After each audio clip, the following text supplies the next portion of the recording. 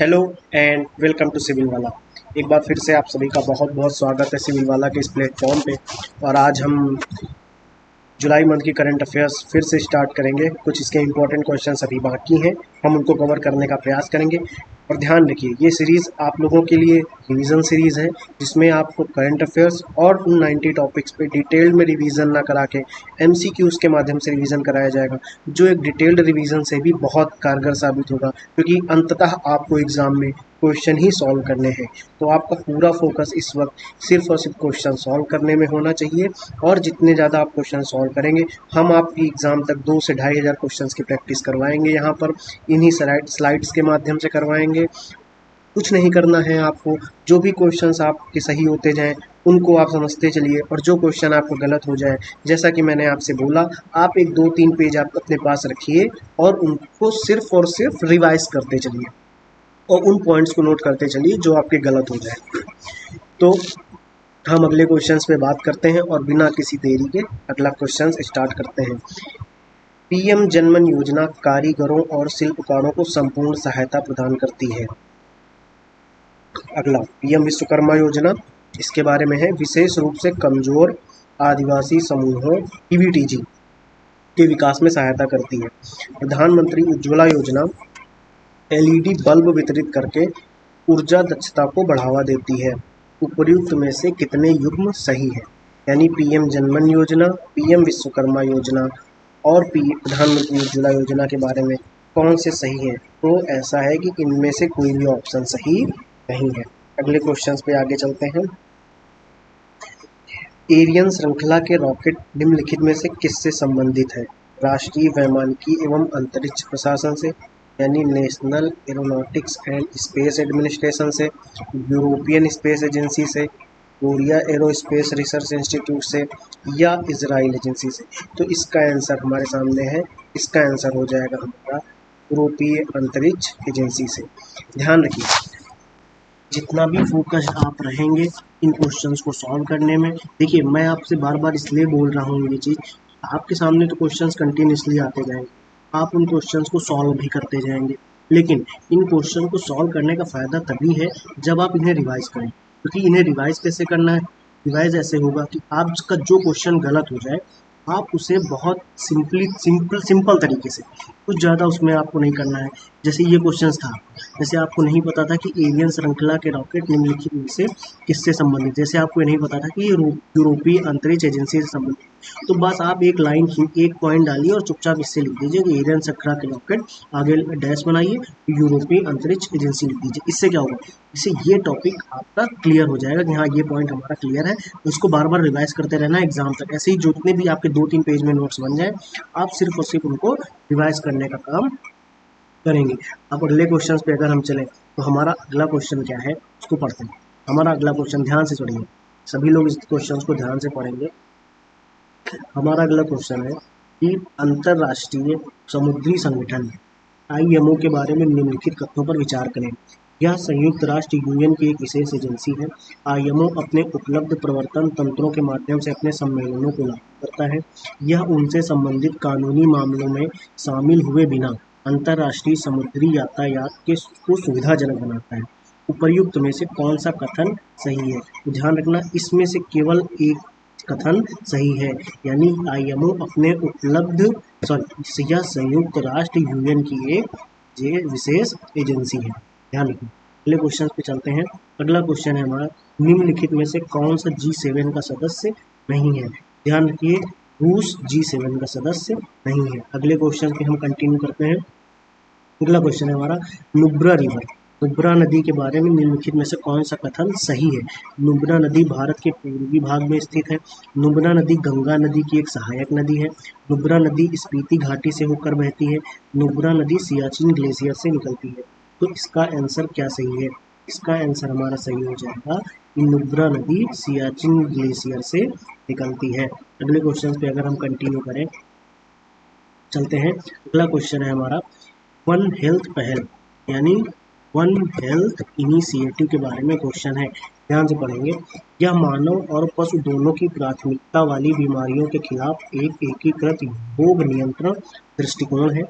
यह विश्व स्वास्थ्य संगठन और संयुक्त राष्ट्र विकास कार्यक्रम की एक संयुक्त पहल है। तो इसका ऑप्शन हो जाएगा, अगर आपको पता है तो ठीक, वरना इसका ऑप्शन केवल एक सही है। यार, यह मानव और पशु दोनों की प्राथमिकता वाली बीमारियों के खिलाफ एक एकीकृत रोग नियंत्रण यानी इंटीग्रेटेड डिजीज कंट्रोल अप्रोच है। अगले क्वेश्चन पे हम कंटिन्यू करेंगे। अगला क्वेश्चन है हमारा, राष्ट्रीय बाघ संरक्षण प्राधिकरण यानी NTCA national tiger conservation authority, यह वन्य जीव संरक्षण अधिनियम 1972 के प्रावधानों के तहत गठित एक वैधानिक निकाय है। इसकी स्थापना 1976 में टाइगर टास्क फोर्स की सिफारिशों के बाद की गई थी। नीचे दिए गए कोड का उपयोग करके सही उत्तर चुनना है। ये 1972 के प्रावधानों के तहत वैधानिक निकाय है, बिल्कुल सही। इसकी स्थापना 1976 में टाइगर टास्क फोर्स की सिफारिशों के बाद की गई, नहीं। इसका आंसर केवल एक। अगले क्वेश्चन पे चलते हैं। अगला क्वेश्चन है हमारा, निम्नलिखित में से कौन सा संस्थान विभाग वित्तीय स्थिरता रिपोर्ट FSR प्रकाशित करता है? विश्व बैंक प्रकाशित करता है, या अंतर्राष्ट्रीय मुद्रा कोष यानी कि इंटरनेशनल मॉनेटरी फंड प्रकाशित करता है, RBI प्रकाशित करता है, या डिपार्टमेंट ऑफ फाइनेंशियल सर्विस? तो इसका आंसर हो जाएगा RBI। इसका आंसर क्या हो जाएगा? RBI, ध्यान रखिएगा। अगले क्वेश्चन पे चलते हैं। अगला क्वेश्चन है हमारा, निम्नलिखित देशों पर विचार करना है। यमन, ओमान, सीरिया, इजराइल, ये 4 देश दिए गए हैं। ऊपर बताए गए देशों में कितने अरब प्रायद्वीप का हिस्सा है? तो इसका आंसर है केवल 1 और 2, यानी यमन और ओमान हमारे अरब प्रायद्वीप का हिस्सा है। अगले क्वेश्चन पे चलते हैं। अगला क्वेश्चन है हमारा, हाल ही में संघाई सहयोग संगठन यानी SCO यानी संघाई कोऑपरेशन ऑर्गेनाइजेशन के राष्ट्राध्यक्षों की परिषद की 24वीं बैठक कहाँ आयोजित की गई?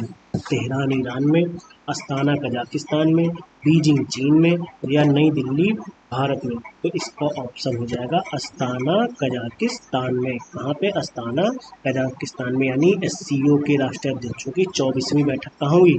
Astana Kazakhstan. अगले क्वेश्चन पे चलते हैं। अगला क्वेश्चन है हमारा, गामा रे विस्फोट यानी कि गामा रे बर्स्ट ब्रह्मांड में होने वाली सबसे चमकदार विद्युत चुम्बकीय घटनाएं हैं। माना जाता है कि GRB यानी गामा रे बर्स्ट सुपरनोवा विस्फोटों और विशाल तारों के पतन से जुड़े हैं। तो इसका कौन सा ऑप्शन सही है? तो पहला ऑप्शन एकदम करेक्ट है, गामा रे विस्फोट ब्रह्मांड में होने वाली सबसे चमकदार विद्युत चुम्बकीय घटनाएं हैं। और माना जाता है कि GRB सुपरनोवा विस्फोटों और विशाल तारों के पतन से जुड़े हैं। तो इसका दूसरा ऑप्शन भी सही है। तो इसका ऑप्शन क्या सही हो जाएगा? C और 1 और 2। अगले क्वेश्चन पे चलते हैं। अगला क्वेश्चन है हमारा, फेनोम इंडिया परियोजना का प्राथमिक उद्देश्य क्या है? भारत की जनसंख्या की आनुवंशिक विविधता का मानचित्रण करना, पारंपरिक भारतीय औषधीय पौधों और उनके उपयोगों का भंडार बनाना, भारतीय जलवायु के अनुरूप उन्नत कृषि तकनीक विकसित करना, या उपयुक्त में से कोई नहीं। तो फेनोम इंडिया का जो उद्देश्य है, ना तो भारत की जनसंख्या की आनुवंशिकता विविधता का मानचित्रण करना है, ना पारंपरिक भारतीय औषधीय पौधों और उनके उपयोगों का भंडार बनाना है, भारतीय जलवायु के अनुरूप उन्नत कृषि तकनीक विकसित करना।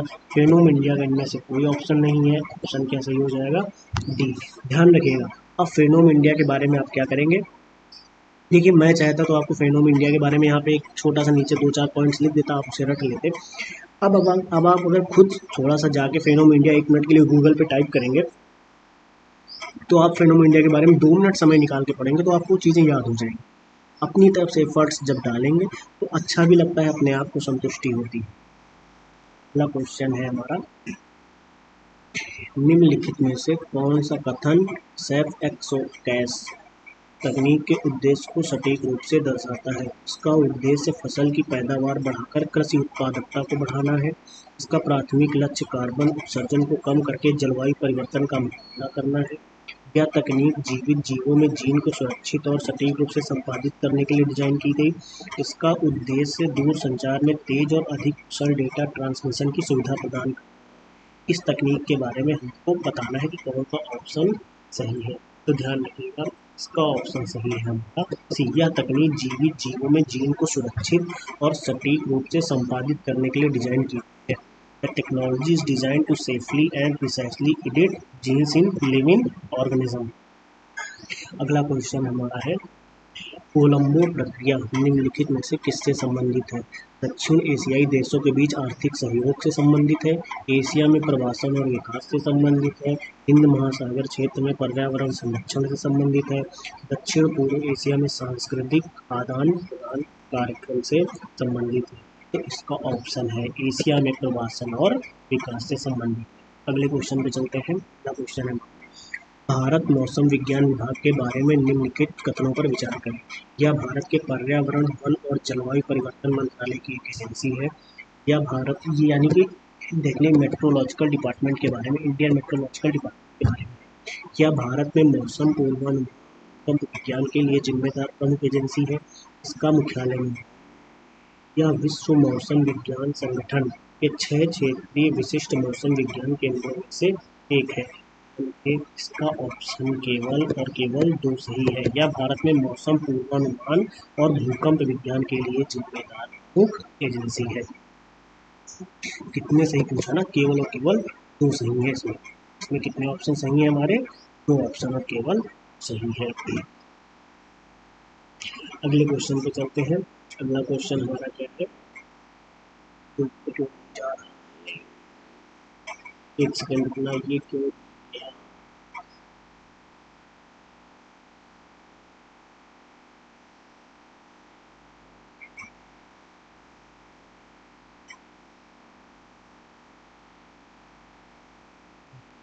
चला, अगले क्वेश्चन पे आते हैं। ये हमारा अगला क्वेश्चन क्या है? विश्व की सबसे बड़ी अनाज भंडारण योजना किसने लागू की? विश्व की सबसे बड़ी अनाज भंडारण योजना भारत सरकार ने करी। अगले क्वेश्चन पे चलते हैं। भारतीय खाद्य निगम एफसीआई के बारे में निम्नलिखित कथनों पर विचार करें। एफसीआई का एक प्राथमिक उद्देश्य जनता को उचित मूल्य पर खाद्यान्न की उपलब्धता सुनिश्चित करना है। एफसीआई केवल भारत की राज्य सीमाओं के भीतर काम करता है। इनमें से कौन सा कथन सही है? तो ध्यान रखिएगा, इनमें से हमारा पहला कथन सही है। एफसीआई एक प्राथमिक उद्देश्य जनता को उचित मूल्य पर खाद्यान्न की उपलब्धता सुनिश्चित कराना है।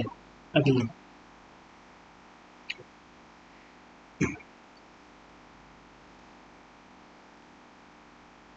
ध्यान रहे, अगला क्वेश्चन क्या है? ऋण की दुनिया रिपोर्ट यानी कि वर्ल्ड ऑफ डेब्ट रिपोर्ट निम्नलिखित में से किस संगठन द्वारा प्रकाशित की जाती है?